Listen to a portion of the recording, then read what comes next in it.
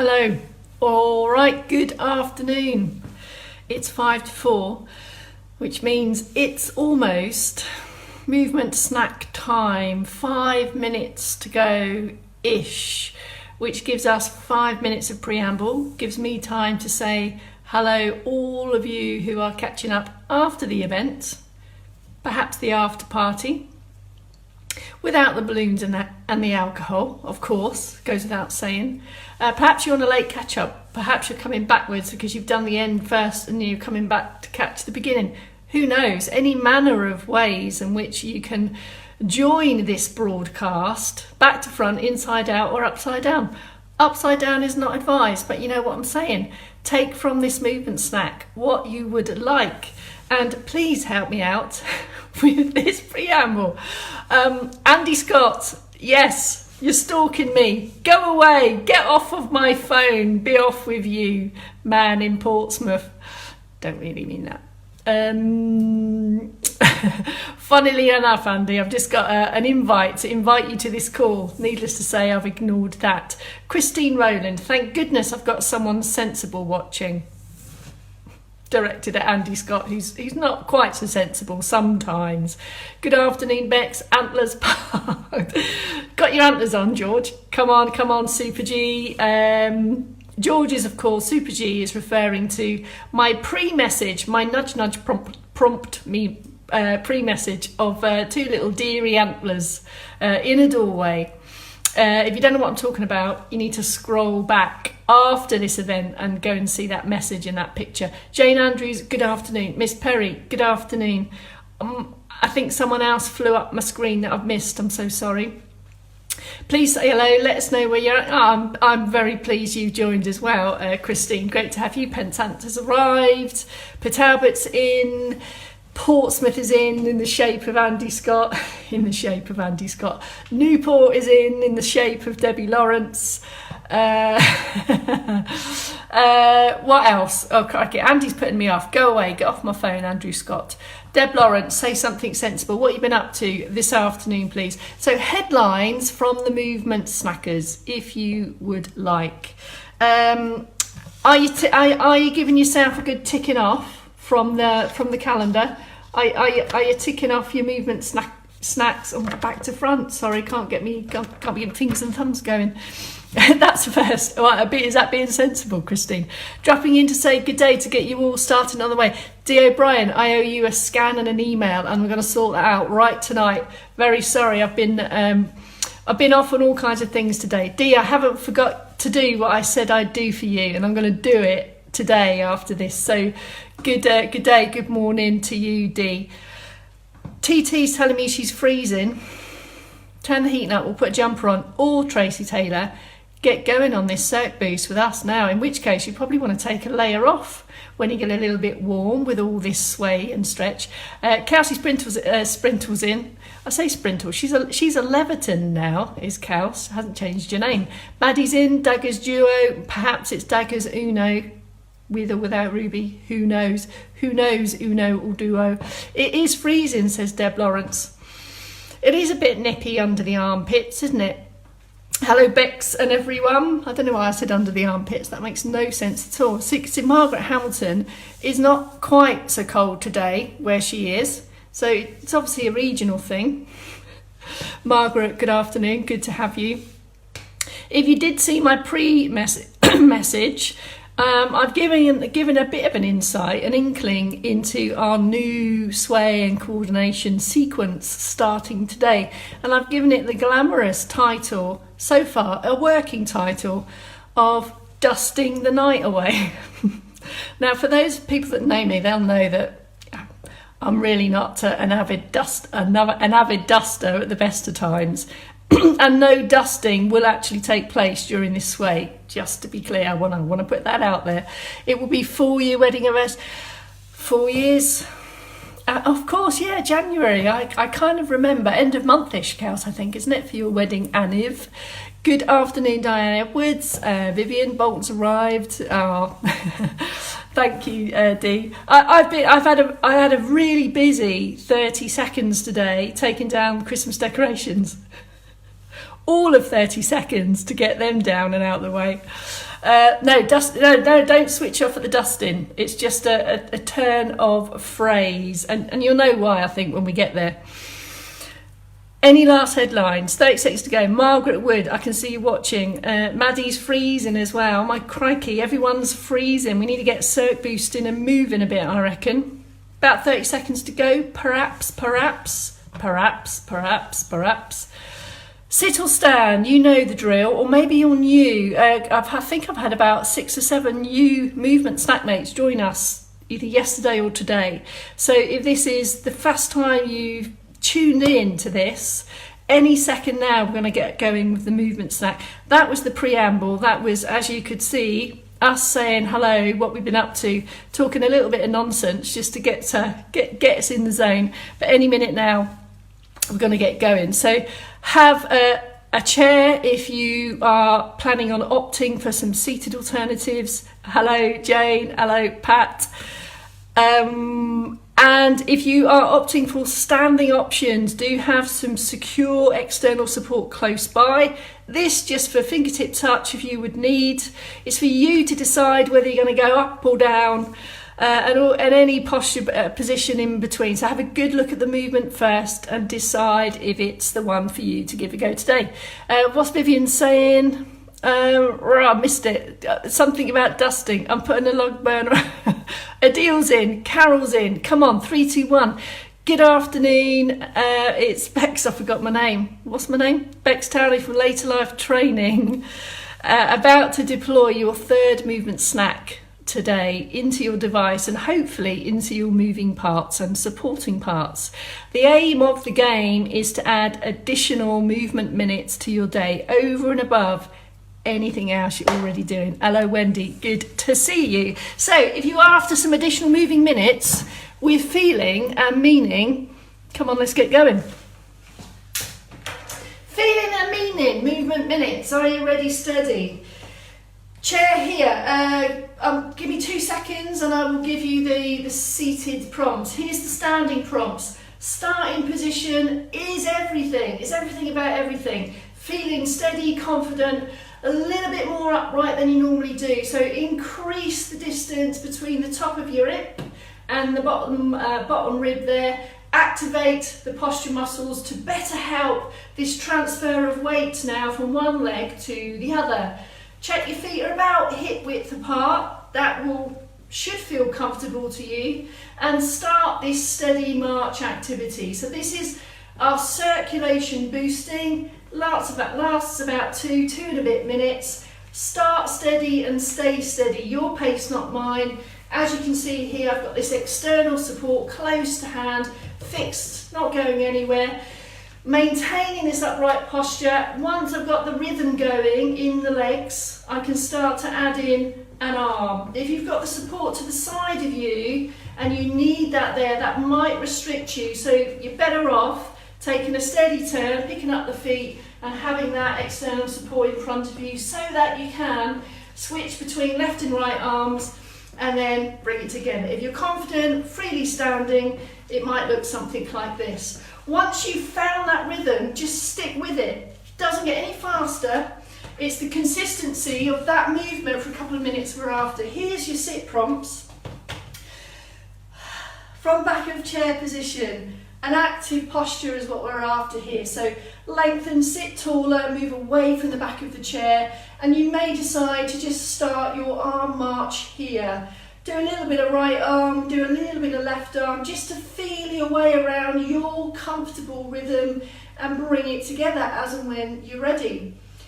If, however, you have intention to stand up at some point in this movement snack, or you're looking to improve your standing activities, you might want to take a hip walk forward. This alone will make it easier to stand. Bring the feet back a little bit and then just start to include some legs, some ankles in this seated position. So we can still improve mobility and movement in sit position. Keep the feet hip width apart, drive the seated march from the ankles, so involve the ankles. By that I mean try not to get a stomp on, so pushing up from the heels And then as and when you're ready, bring in the arms, one or two all together when you can. All whilst keeping lifted in the middle. Now if you feel yourself having a slump, best thing to do is have a pause, have an actual recovery, grow and build that active posture position again, maybe take up some support in the side, and then work on those legs for the march, or stick on both, or stick on the arms only. This is another option you could take for your arm marches here. Whatever option, keep going for that. Last 30 seconds, whether you're in a sit or stand. I'm going to push up with the stand-uppers just to get you a better view.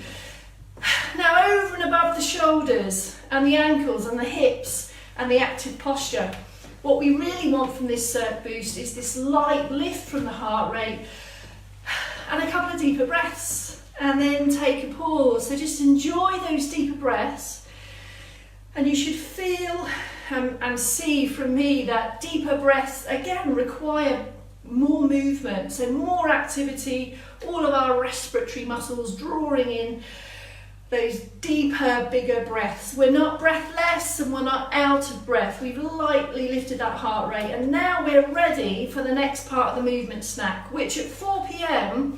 is a coordination sway activity which I'll build over the week. So starting a new sequence today, and I'll add on over the following days. So pick your position now, select your position. No, it's not like a game show at all. Do you want to be in stand? Do you feel confident to do this in stand? Either with some external support, or you might just want to rest your hips on a fixed support here. If you're unsure and you don't know what's coming, I recommend that you have a perch, learn the arm movements, and then decide if you're going to feel confident in stand, okay? So here's the sit position. A little bit of squeeze and pinch of the shoulder blades, open up that posture. It's the same in stand. I'm going to demo it in stand. Join in when you want. Join in when you see it and you feel you want to give it a go. Here we have stable, steady foot position. I'm a little bit wider than a hip here. Lift and lengthen. Have a look. I am going to take one hand, sweep across horizontally, and then return back to start position. Now, can you see already why I've called this dusting the night away? You might want that support in front of you. That might help you with that, but I'm going to turn this way because you can't see what I'm doing. All right, other hand, here we go. So we dust across, horizontal, about belly button height to start position. Keep lifted, make sure you don't start to slump or sag in the middle. So the active stuff, the supporting parts are as important as the moving parts. Here we go again, so changing arms, a horizontal dust, and then a return, pause, change arms. Now this position is about belly button height, I reckon. And it'll be the same in sit, here, in sit, there it is, about belly button height and return. And then the other arm here. We're after here, slow, really kind of slow and thought about movements. And have a look at that hand. Is it horizontal? Are both arms doing exactly the same thing? Keep it fluid and even. Now can you see, here's the, getting down, the devil is in the detail. Here's my dusting sweep. And at the end of the table, I take my palm up and I come diagonally back to my hip. So just kind of think about that now. So a little bit more specificity. There's the horizontal, and there's the diagonal back to join. So imagine you've got a tabletop in front of you, and you did a bit of a dust check. Maybe you got some white gloves on, and you're testing for dust. There you go, test for dust. And then you can have a look if you want, see how dusty it is, and come back diagonally. Are you with me? How's that? I think that's as explicit as I can make that first bit. And now just make it smooth, make it your own, feel your way, try to generate a bit of a rhythm of that. And how does that feel? Now, take a pause, have a posture release, crowbar in some extra shoulders if you want. We're going to add on one more thing to that before we draw a line onto today's start point. So as you know, we add on bits and bits and bits until you've mastered the first bit. don't try the next bit. So we move on to the next bit when you're ready. And it won't probably surprise you to know that what we ultimately want is lots of moving parts at the same time. So let's pick up that position again, sit or stand. I'll do a couple in sit and then I'll come up to stand. Let's do that again. So here's the dust check, diagonally, and then as the other one comes to the diagonal, we follow up with a dust check on the other side. And in seated, this is going to be about belly button height. Continue with that. Keep the posture lifted, high up on the sit bones. Here it is in stand. Sorry, I forgot what I was doing then. There's the horizontal. Now, can you see I've got this change of hand position? I've got one hand moving horizontally and one hand moving diagonally.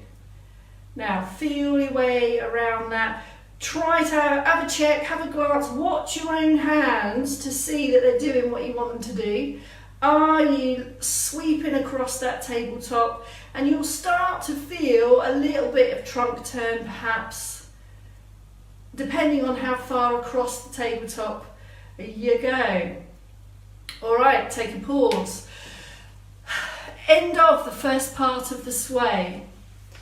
We're going to move on now. I'll add on to that over the next 6 days. And now we're going to move into our stretch sequence. Top to toe stretches of the muscles that you use in daily life.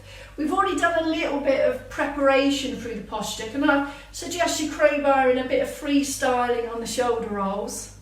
And then build up to a few of these open and close movements in preparation for our chest stretch. If you have any thoughts or concerns about balance, best to do these in seated. The focus is to stretch. And then when you're ready, you're going to sit the hands as if in back pockets, palms to your buttocks, or it might feel more comfortable to flip them round and have knuckles to your buttocks. And here is the chest stretch position. Have a pause, maintain your normal breathing, have a release and a relax, and maybe repeat that another 2 or 3 times. And as you can see and hopefully feel, this position opens up the chest. This is all generally you're pushing muscles throughout the day. So I'm also going to help with upright postures, and any movement involving arms is going to require freely moving shoulders and chest muscles in the front here. One more of these if you would like. If you're in sit, you might want to slide your hands forward and back, take a pause, maintain normal breathing, and then slide out of that position. So we're looking to move into positions greater than we normally would in daily life in order to improve flexibility of the muscles, therefore movement. So that's your chest stretch done. Next stretch position is for the back of the arm and then down into the trunk. And this is to help with all activities that require us to get our hands behind our head, washing, dressing, putting on your snood, that kind of thing. For this one, I'm going to come a little bit slightly forward so you can see what is going on. Supporting parts in place, lifted, lengthened, active, and then bring fingertips towards one shoulder. Doesn't have to touch. If you do make contact, you can then just continue the journey, keep walking over. You might want to offer a little bit of support with this other hand, and the elbows just easing up to a position that's comfortable for you. When you've reached your comfortable limit, there's a bit of a pause there, increasing the strength, lengthening the muscle in the back of the arm here, and then after a few seconds or so, we relax, we ease out, so we move slowly in and out of these positions. Bit of freestyling shoulders in between if you would like. Same on the other side, fingertips. The fingertips come to the shoulder, it's just bending the arm in half. It's just a levers thing. So half the arm length, look, and now it's now we can get this stretch on this muscle here. that operates the elbow, shall we say. It's the elbow operator and a bit of the shoulder operator as well. Can you feel here? So you might feel that your elbow comes to here or comes to here. It really doesn't matter. It's individual to you. You're just looking to feel, are you at your comfortablest height on that elbow, slowly in and out. And you might want to just try that a few times, 2 or 3 times, go back round again. And it's the frequency of taking your joints through these movements, the frequency over the days that gets that reaps the benefits. So that's the back of the arm, helping with shoulder movement.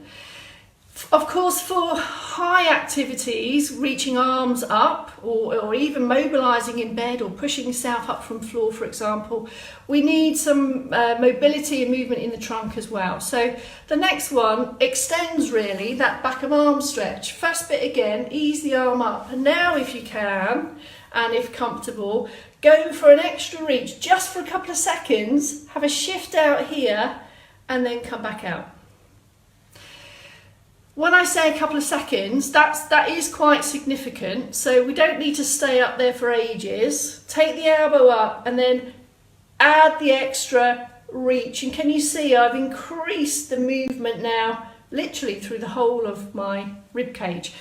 If I come over to the chair, just to show you some other thoughts and options on that.